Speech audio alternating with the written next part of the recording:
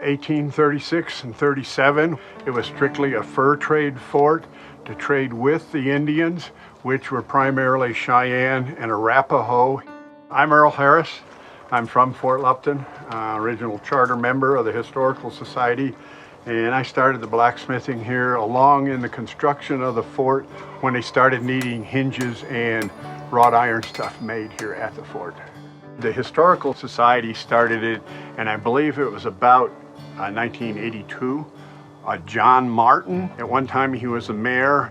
He also owned the Branding Iron Restaurant, and he loved history. The idea was to start a historical society, and his dream was to have a fort reconstructed. And he's not with us anymore, but I'm sure he's smiling down on us because this is what he wanted. I'm Marlene Davis Stever. I was born and raised in Fort Lupton. I'm about 8th generation Fort Lupton. I belong to the society for about 22 years.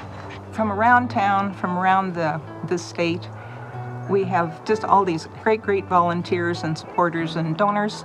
The gravel for the footings was donated.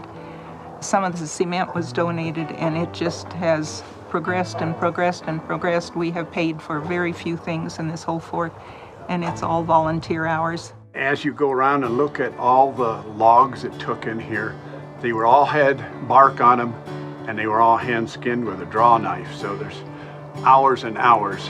I think I was told there's 28,000 hours involved in getting this as far as we have it now. I have done many school classes where I go to the school and demonstrate how to start fire with flint and steel, how the traps were set, how the trapper lived back then. And I think if you check a lot of the history books, there's lucky if there's a paragraph on it now.